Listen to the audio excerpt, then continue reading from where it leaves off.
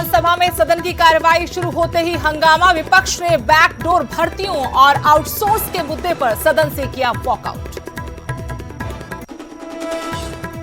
शांता कुमार ने की आर्थिक आधार पर आरक्षण की पैरवी। स्वर्ण आयोग के गठन के लिए आंदोलन को बताया ऐतिहासिक। का 80% जनता जातिगत आधार पर आरक्षण से परेशान। वाराणसी के रंग में रंगे पीएम मोदी। किया काशी विश्वनाथ कॉरिडोर का लोकार्पण। कहा काशी में सिर्फ डमरू वाले की सरकार।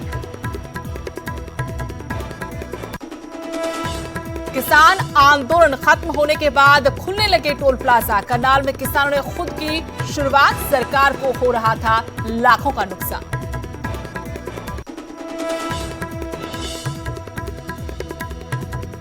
जल्द खुलेगा सिंघू बॉर्डर। कंक्रीट से बनाई गई दीवारों को तोड़ने का काम जारी। आंदोलन के चलते एक साल से ज्यादा समय से बंद था रास्ता। चंडीगढ़ की हरनाज कौर संधू बनी मिस यूनिवर्स। 21 साल बाद भारत की ब्यूटी क्वीन का दिखा जलवा। साल 2000 में लारा दत्ता ने जीता था खिताब।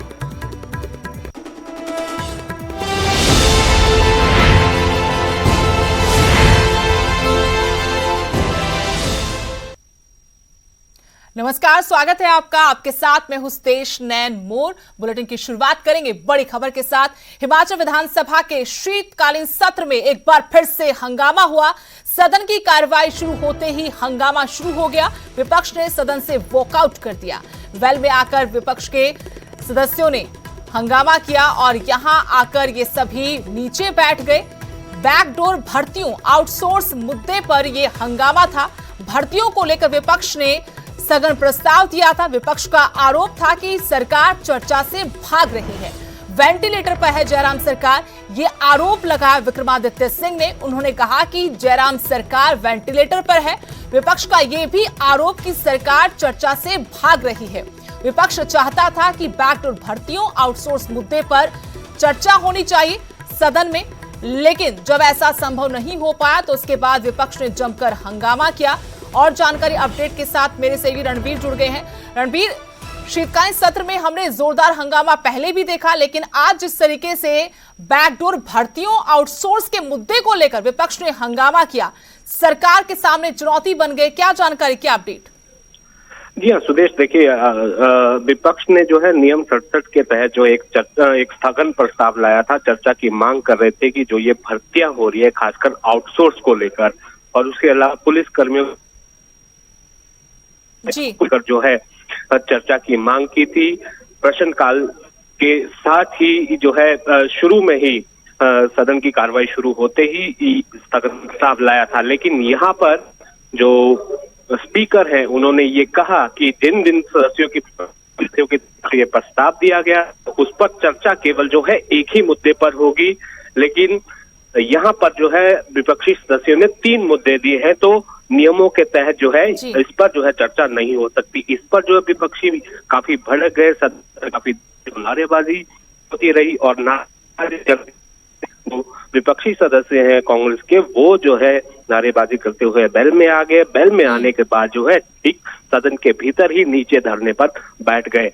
और यहाँ पर स्थिति और दिलचस्प ये बनी जब विपक्ष ने ये आरोप लगाया कि सत्ता पक्ष जो है उनकी बात नहीं सुन रहा है, चर्चा से सरकार भाग रही है, और स्पीकर जो है विपक्ष की आवाज को दबाने का प्रयास कर रहे हैं। इसी के चलते, इसी के विरोध में जहां धरने पर सदन के भीतर विपक्षी बैठे थे, वहीं पर जो है एक शेडो हाउस बनाया गया, एक समानांतर जो है सदन उन्होंने बनाया। विपक्षी सदस्यों ने बारी बारी से उस सदन को जो है विरोध स्वरूप जो सदन बनाया था उसको संबोधित किया और कुछ एक प्रस्ताव जो है विरोध स्वरूप जो है पारित किए गए। और यहाँ पर उसके बाद करीब करीब जो है पौने घंटे के बाद यहाँ से जो है वॉकआउट विपक्ष ने किया और तमाम सारे आरोप जो है राज्य सरकार पर लगाए। मुख्यमंत्री को घेरा आरोप ये लगाया जा रहा है कि आउटसोर्स कर्मियों की अनदेखी की जा रही है। अब जो भर्तियां होनी है जिनमें करीब 50,000 है, उसमें जो है पार्टी विशेष के लोगों को भर्ती किया जाएगा। लेकिन जो संगठन लगातार मांग कर रहे हैं, हर रोज विधानसभा का घेराव करने पहुंच रहे हैं, लेकिन उनकी तरफ कोई ध्यान यहाँ पर नहीं दिया जा रहा है। ये तमाम सारा जो लेकिन घटनाक्रम इसी हुआ, बीच हंगामा विक्रमादित्य सिंह ने बड़ा आरोप लगाया कि ये जो सरकार है वो वेंटिलेटर पर है। जी हाँ, यहाँ पर जब एक समानांतर सदन जो है, सदन के भीतर ही विरोध स्वरूप बनाया गया था, विक्रमादित्य ने ये कहा, जिस तरह से उपचुनावों में हार हुई है भाजपा की, उसको देखते हुए ये कहा विक्रमादित्य ने संबोधित करते हुए। हालांकि ये रिकॉर्ड में सदन के रिकॉर्ड में जो है ये बात नहीं गई, लेकिन उन्होंने ये कहा कि अब इस सरकार का जो है जाने का समय आ गया है, वेंटिलेटर पर ये सरकार है और 6 महीने से ज्यादा नहीं चलेगी। और करीब करीब जो है 1 घंटे तक जो है ये हंगामा चलता रहा।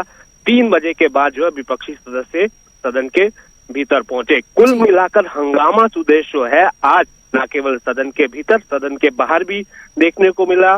तपोवन के पास जो है आम आदमी पार्टी के जो कार्यकर्ता हैं भारी संख्या में जो पहुंचे थे, वहां पर जब उन्हें तपोवन तक आने की इजाजत नहीं दी, वहां पर वो भी जो है धरने पर बैठे। कुल मिलाकर आज जो है तीसरा दिन है शीतकालीन सत्र का। मुख्यमंत्री सदन में नहीं है, यूपी में है प्रधानमंत्री के कार्यक्रम में। आप जो है इस शीतकालीन सत्र में जो है लौटेंगे नहीं, तो इस पर भी विपक्षी जो है उग्र है और लगातार मुद्दे जो है वो यहाँ पर भुनाए जा रहे हैं और सरकार को जो है पूरी तरह से घेरा जा रहा है। सुदेश, शुक्रिया रणबीर तमाम जानकारी के लिए। तो सरकार को विपक्ष घेर रहा है, मुख्यमंत्री सदन में नहीं, इसको भी मुद्दा बनाया जा रहा है। आपको बता दें कि आज एक बार फिर से हिमाचल विधानसभा के शीतकालीन सत्र में खूब हंगामा हुआ। विपक्ष चाहता था कि बैकडोर भर्ती आउटसोर्स मुद्दे पर सदन के अंदर चर्चा होनी चाहिए। स्थगन प्रस्ताव तक लाया गया, लेकिन जब चर्चा नहीं हुई तो विपक्ष के जो सदस्य थे वो वेल तक पहुंच गए। वहीं नीचे बैठकर उन्होंने पैरेलल सदन चलाने की कोशिश की और इस बीच आरोप लगाया कि सरकार चर्चा से भाग रही है। कांग्रेस विधायक विक्रमादित्य सिंह ने कहा कि जयराम सरकार वेंटिलेटर पर है।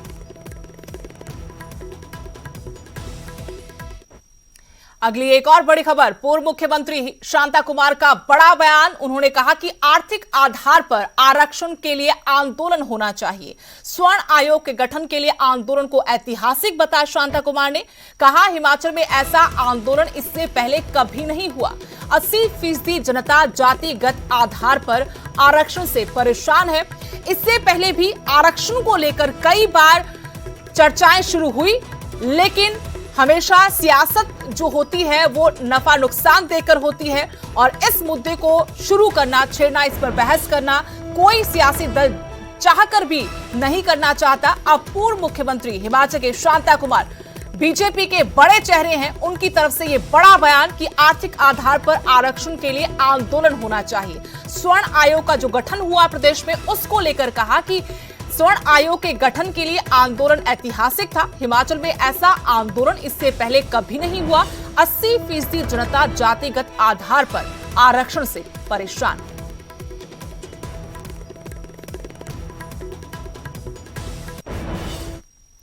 और चंडीगढ़ की बेटी और पंजाबी कुड़ी हरनाज संधू पर हिंदुस्तान को नाज है। हरनाज संधू ने मिस यूनिवर्स का खिताब जीता है। इजराइल में आयोजित इस प्रतियोगिता में 75 से ज्यादा खूबसूरत और प्रतिभाशाली महिलाओं ने हिस्सा लिया था, लेकिन चंडीगढ़ की हरनाज ने सभी को पीछे छोड़ते हुए मिस यूनिवर्स का खिताब जीता। 21 साल बाद भारत को ये खिताब मिला है। आपको बता दें कि हरनाज संधू ने इनसे पहले सुष्मिता सेन और लारा दत्ता मिस यूनिवर्स का खिताब जीत चुकी हैं। हाल ही में हरनाज ने मिस यूनिवर्स इंडिया 2021 का खिताब अपने नाम किया था। साल 2017 में times fresh face miss Chandigarh, 2018 में मिस मैक्स अमर्जिंग स्टार, 2019 में फैमिना मिस इंडिया पंजाब का खिताब भी हरनाज अपने नाम कर चुकी हैं। मॉडलिंग में करियर बनाने के बावजूद हरनाज ने पढ़ाई से दूरी नहीं बनाई, बल्कि वो चंडीगढ़ से ही ग्रेजुएशन करने के बाद इन दिनों मास्टर्स की पढ़ाई पूरी कर रही है। वो कई फिल्मों में भी नजर आ चुकी है। इससे पहले उन्होंने 11 दिया को 12 और इसके अलावा कुछ और फिल्मों में भी काम किया है। और इसके अलावा आज बड़ा ऐतिहासिक दिन, पूरे देश को हरनाज पर नाज है। Namaste, Sat Shri Akal universe. Thank you so much to each one of you for supporting me since day one, always believing in me and making me feel worth this. Now this is the time to save the universe. Let's do it together. Thank you. Love.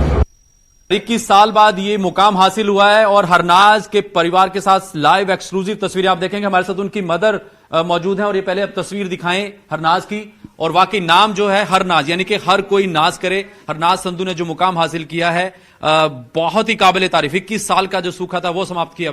और हमारे साथ उनकी mother हैं doctor Ravinder Sandhu. बहुत बहुत मुबारकबाद आपको ma'am. नमस्कार। नमस्कार जी। कैसा लग रहा है? ये एक शब्द नॉर्मल पूछना होता है लेकिन वाकई माँ की एक फीलिंग अलग होती है। हाँ, एक आप समझ सकते हो माँ की फीलिंग है, एक्साइटमेंट भी है क्योंकि उसने पहले स्टेट लेवल का, फिर इंडिया लेवल का और अब तो वो यूनिवर्स में पूरा इंडिया का नाम चमकाया है, पंजाब का नाम चमकाया है। तो मदर की फीलिंग्स तो वैसे ही बहुत सारी होती हैं माँ बच्चों के साथ।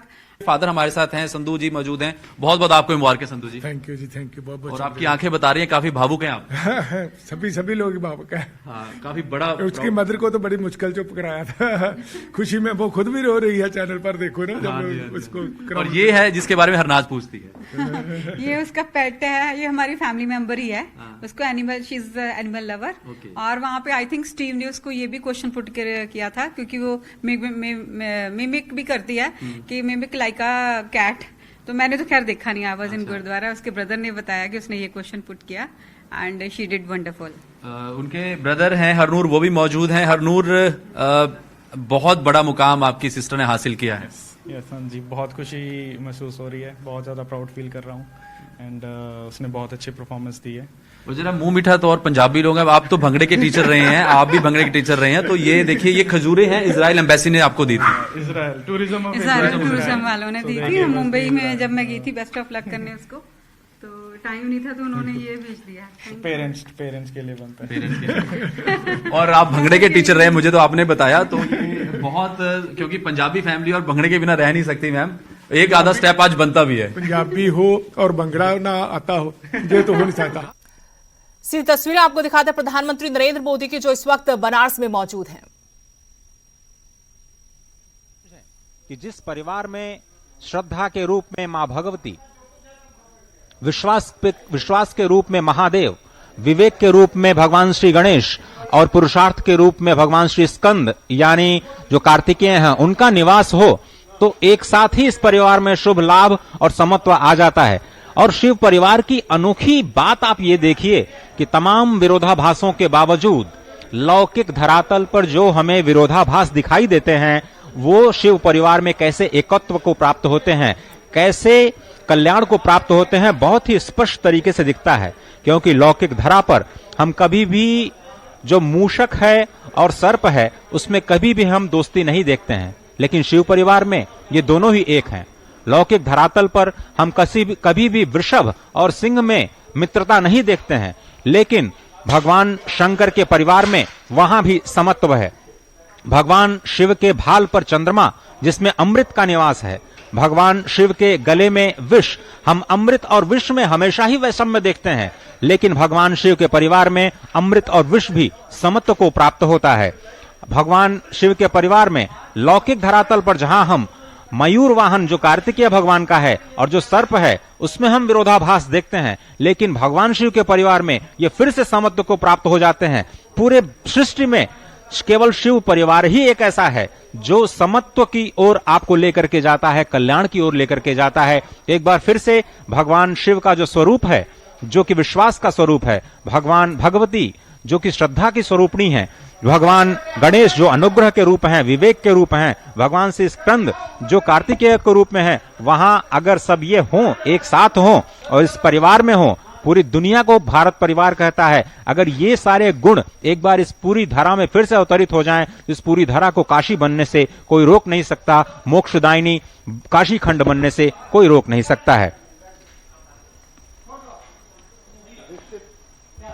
निश्चित ये विहंगम दृश्य काशी को व्याख्यायित करते हैं, ये विहंगम दृश्य भारत को व्याख्यायित करते हैं, ये विहंगम दृश्य समूची सनातन संस्कृति को व्याख्यायित करते हैं, ये विहंगम दृश्य सहकार को स्थापित करते हैं, सायुज्य को स्थापित करते हैं, समन्वय को स्थापित करते हैं, सनातन संस्कृति के समभाव को स्थापित करते हैं, ममभाव को स्थापित करते हैं। किस तरीके से इस समय प्रधानमंत्री जी के अलकनंदा क्रूज के ऊपर पक्षियों का निर्भय विचरण हो रहा है, आनंद कानन की जो संकल्पना थी वो साकार होती दिख रही है, क्योंकि बाबा के धाम का पुनर्विस्तार हुआ है, पुनर्निर्माण हुआ है, काशी विश्वनाथ धाम का लोकार्पण हुआ है और घाटों के किनारे आप देखिए कि हजारों की संख्या में लोग इस समय मौजूद हैं प्रधानमंत्री नरेंद्र मोदी की अपने जननायक की एक झलक पाने के लिए, उनको एक बार देखने के लिए। और सबसे बड़ी बात यह है कि जनता जनार्दन का अभिवादन स्वीकार करते हुए मां गंगा की गोद में कल कल छल छल कल कल निनाद करती गंगा के गोद में इस समय प्रधानमंत्री नरेंद्र मोदी धीरे धीरे रविदास घाट की तरफ बढ़ रहे हैं और विलक्षण क्षण है समूचे सनातन संस्कृति के लिए, विलक्षण उपहार है समूचे विश्व के लिए, क्योंकि काशी स्वयं में विश्व के लिए उपहार है, लेकिन काशी को आज एक जो विशिष्ट उपहार नव सृजन और नव निर्माण के रूप में मिला है वो भगवान विश्वनाथ के धाम के साथ साथ समूची काशी की महिमा और गरिमा में वो अभिवृद्धि करता है। और सबसे बड़ी बात यह है कि एक स्वप्न देखा गया था कि किस तरीके से भगवान विश्वनाथ और मां गंगा का मिलन कराया जाए और जिस मिलन के लिए ही माता यहाँ पर उत्तरवाहिनी होती हैं, तो वो स्वप्न दृष्टा की साधना आज साकार हुई है, राष्ट्र सेवक की साधना आज साकार हुई है। कर्मयोगी ने आज आदियोगी को कार्यांजलि दी है। भारत भारतीयता के ध्वजवाहक के रूप में प्रधानमंत्री नरेंद्र मोदी विश्व को वसुधैव कुटुंबकम का जो मंत्र है। तो आज प्रधानमंत्री नरेंद्र मोदी वाराणसी के रंग में रंगे हुए हैं। अगली खबर का रुख करेंगे। किसान आंदोलन खत्म हुआ तो अब टोल प्लाजा भी शुरू हो गए हैं। करनाल के बस्ताड़ा टोल प्लाजा पर टोल लगना शुरू हो गया है। बड़ी बात यह कि खुद किसानों ने रिबन काटकर टोल प्लाजा की शुरुआत की। किसान आंदोलन के चलते बस्ताड़ा टोल प्लाजा पिछले 354 दिनों से बंद था। टोल फ्री होने से पहले बस्ताड़ा टोल से सरकार को हर दिन करीब 70 लाख का नुकसान हो रहा था।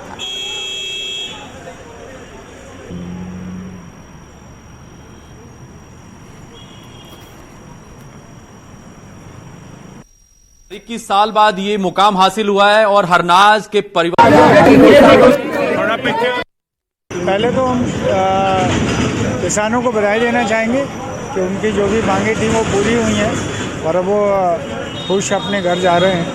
और जो भी किसान यहाँ पे थे उन्होंने काफ़ी सपोर्ट किया है।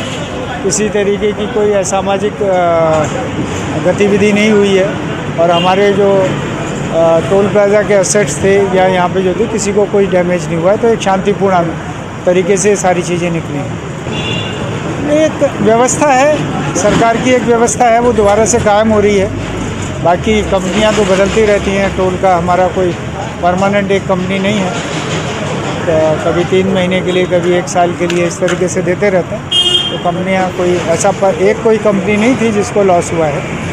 बाकी भारत हमें इतना टोल मतलब इतने दिन बंद रहा है, बस यही बात है। अगर आपने अपना फास्टैग रिचार्ज नहीं करवाया है तो अब आप करवा लीजिए, क्योंकि अब आपका टोल लगने वाला है। बस्ताड़ा टोल प्लाजा की हम आपको ये तस्वीरें दिखा रहे हैं। आप देख सकते हैं कि वाहनों का टोल लगना शुरू हो गया है और लंबे समय से टोल प्लाजा बंद पड़ा था। अब फास्टैग के जरिए यहाँ पर टोल लगेगा। जो तमाम टोल बूथ हैं वहां पर आप देख सकते हैं कि कर्मचारी काम करते हुए नजर आ रहे हैं। कुछ मशीनें जो है शुरू हो गई हैं। कई जगह कैश के जरिए टोल काटा जा रहा है।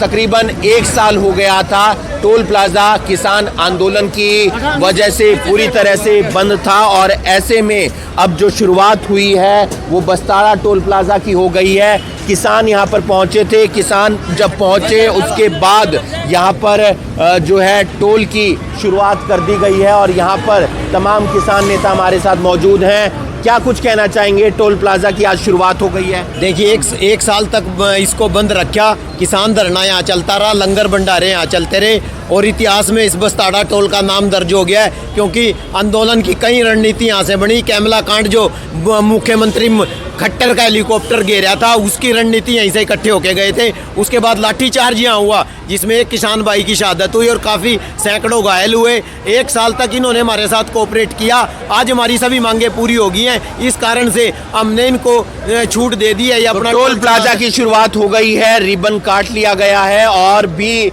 यहाँ पर फूलों की वर्षा की गई है। जो टोल प्लाजा के अधिकारी हैं उनसे एक बार बातचीत करने का प्रयास करेंगे कि उनका क्या कुछ कहना है। टोल की शुरुआत कर दी गई है सर आज? जी बिल्कुल, अभी 11 बजे प्रोजेक्ट डायरेक्टर साहब आए हैं, किसान नेताओं के साथ में बात करिए, टोल की शुरुआत करेंगे। तो अब कुछ रेट में भी इजाफा हुआ है? जो वार्षिक इजाफा होता है थोड़ा बहुत वो इजाफा हुआ है, लेकिन मंथली पास जो लोकल वालों का है वो आज भी 150 और 300 का जो था वो 150 और 300 है। तो अब टोल लगेगा। बस्तारा टोल प्लाजा पर जो वार्षिक इजाफा होता है वो थोड़ा बहुत इजाफा हुआ है, लेकिन बाकी जो है रेट लिस्ट में इजाफा देखने को नहीं मिला है और किसानों की मांगे मान ली गई हैं, जिसके बाद बस्तारा टोल प्लाजा की शुरुआत हो गई है। न्यूज़ 18 हरियाणा के लिए करनाल से हिमांशु नारंग।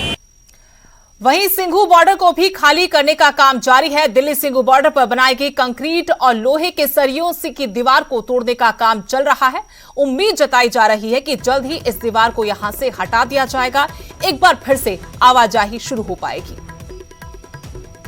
किसान मोर्चा के आह्वान के बाद जैसे ही किसान अपने घरों की तरफ मुड़े, दिल्ली पुलिस द्वारा 26 जनवरी के बाद जो बैरिकेडिंग की गई थी उसे भी तोड़ने का कार्य शुरू कर दिया गया है। तस्वीरों में आप देख सकते हैं कि एक हाइड्रा मशीन लगा दी गई है और उसके द्वारा जो 26 जनवरी के बाद किसानों को रोकने के लिए कंक्रीट की दीवार बनाई गई थी, लोहे के सरिये भी उसमें लगाए गए थे ताकि किसान दिल्ली में ना जा सकें। अब देखिए हाइड्रा मशीन उन पत्थरों को हटाने का कार्य कर रही है ताकि अब NH-44 जो पिछले 1 साल से रुका हुआ है उसको शुरू किया जा सके और दिल्ली आने जाने वाले लोगों को जो परेशानियां 1 साल में हुई है कहीं ना कहीं उनको भी राहत मिल सके। दिल्ली पुलिस के जवान तैनात है ताकि कोई घटना ना घटे और दीवार को अच्छे ढंग से तोड़ा जा सके। और करीब अंदाजा यही लगाया जा रहा है कि आज शाम तक इस दीवार को तोड़ने का कार्य पूरा हो जाएगा और शाम तक आज रोड को चालू भी किया जा सकता है। बहरहाल देखना अब यही होगा कि कब तक इस जो बैरिकेडिंग है इसको हटाने का कार्य पूरा होता है और लोगों को राहत की सांस मिलती है। सोनीपत सिंघू बॉर्डर से नितिन तिल न्यूज़ 18। सिरसा में रफ्तार का कहर देखने को मिला। यहां एक प्राइवेट बस पलटने से कई परीक्षार्थियों को चोटें आई हैं, जिन्हें इलाज के लिए नागरिक अस्पताल में भर्ती कराया गया। बताया जा रहा है कि बस पहले डिवाइडर से टकराई, उसके बाद पलट गई। दरअसल कल महिला कांस्टेबल की परीक्षा देने यमुनानगर गए परीक्षार्थियों को लेकर ये बस वापस सिरसा लौट रही थी। यात्रियों के मुताबिक कुरुक्षेत्र के पास बस लाइट बंद हो गई। यही नहीं, इन्होंने ड्राइवर पर नशे का भी आरोप लगाया है।